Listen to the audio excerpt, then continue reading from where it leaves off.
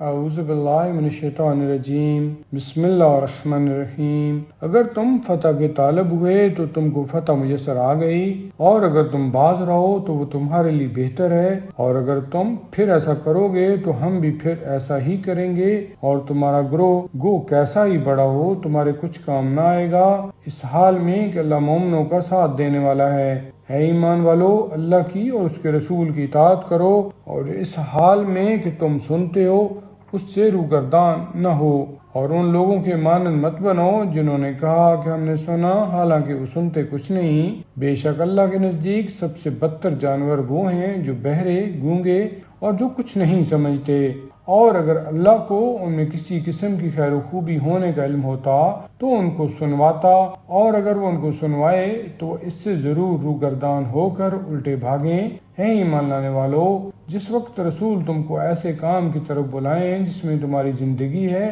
تو اللہ کا اور اس کے رسول کا حکم مان لو، اور یہ جان لو کہ ضرور اللہ آدمی کے اور اس کے دل کے مابین حائل ہے، اور یہ کہ تم سب اس کے حضور میں جمع کیے جاؤ گے، اور اس فتنے سے ڈرتے رہو خصوصیت کے ساتھ انہی لوگوں پر نہ پڑے گا جو تم میں سے ظالم ہیں، اور یہ جان لو کہ اللہ بہت سخت عذاب دینے والا ہے۔ اور اس وقت کو یاد کرو جب کہ تم اس سرزمین میں گنتی میں کم اور بے بس تھے، اور اس بات سے ڈرتے تھے کہ کہیں لوگ تم کو اچک کر نہ لے جائیں، اور خدا نے تم کو ٹھکانہ بھی دیا اور اپنی نصرت کے ذریعے سے تمہاری تائید بھی کی، اور پاک چیزوں سے تم کو رزق بھی عطا کیا تاکہ تم شکر گزار ہو۔ اے ایمان لانے والو، نہ تو اللہ اور رسول کی خیانت کرو اور نہ جان بوجھ کر اپنی امانتوں میں خیانت کرو، اور یہ جان لو کہ تمہارے مال اور تمہاری اولاد آزمائش ہیں، اور بے شک بڑا اجر خدا ہی کے پاس ہے۔ اے ایمان لانے والو، اگر تم اللہ سے ڈرتے رہو گے تو وہ تمہارے واسطے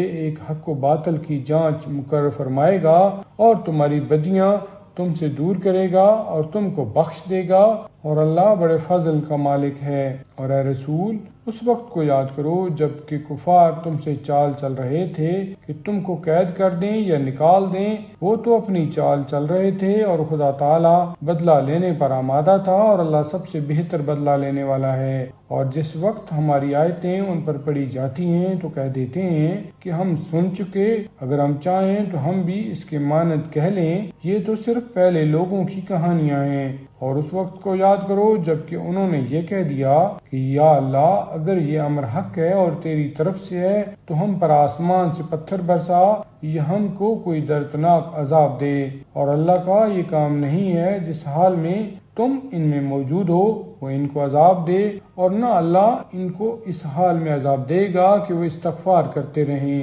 اور اللہ ان کو عذاب کیوں نہ دے اس حال میں کہ وہ مسجد الحرام سے روکتے ہیں، حالانکہ وہ خود اس کے مستحق نہیں ہیں۔ اس کے مستحق تو صرف شرک سے بچنے والے ہیں، لیکن ان مشرکوں میں سے اکثر اس بات کو نہیں جانتے، اور بیت اللہ کے پاس ان کی نماز سوائے سیٹیاں بجانے اور تالیاں پٹخانے کے اور کچھ بھی نہ تھی، بس جیسے جیسے کفر تم کیا کرتے تھے ویسے ہی اب عذاب بھی چکھو۔ بے شک جو لوگ کافر ہو گئے وہ اپنے مال اس غرض سے صرف کرتے ہیں کہ راہ خدا سے روکیں، سو عنقریب وہ اور خرچ کریں گے، پھر وہی ان کے لیے باعث حسرت ہو جائے، پھر وہ مغلوب ہو جائیں گے، اور جو لوگ کافر ہو گئے وہ جہنم کی طرف ہانکے جائیں گے، تاکہ خدا تعالیٰ ناپاک کو پاک سے الگ کر دے اور ناپاک کو اوپر تلے رکھ دے، پھر ان سب کا ڈھیر لگا دے، پھر اس سارے ڈھیر کو جہنم میں جھونک دے، وہی تو نقصان اٹھانے والے ہوں گے۔ کافروں سے کہہ دو کہ اگر وہ باز آئیں